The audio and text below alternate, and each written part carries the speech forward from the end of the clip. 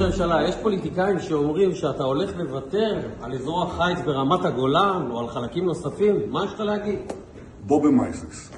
פשוט בדיחה. פוליטיקאים האלה מהשמאל מעולם לא עשו שום דבר כדי לחזק את רמת הגולן או להיערך מול החזית שהייתה שם בסוריה. אנחנו ניפצנו את העמדות של הציר האיראני, עזרנו למשטר אסד ליפול, חיזקנו את האחיזה שלנו לא רק ברמת הגולן, מעבר לרמת הגולן ועל צי החרמון. אז הם באים ללמד אותנו, אני אומר לכם במה אנחנו כן דנים. אנחנו דנים עם סוריה, בדבר שלא היה אפילו בדמיון לפני הניצחון הגדול שלנו על חיזבאללה. אנחנו באים לדון איתם על הסדר ביטחון שבו הם מפרזים את דרום מערב סוריה, ואנחנו דואגים לביטחונם של בעלי בריתנו הדרוזים בהר הדרוזים. על זה אנחנו מדברים. אבל אם השמאל מחפש להמציא משהו, מוזמנים לעשות את זה, רק שהם לא עובדים על אף אחד.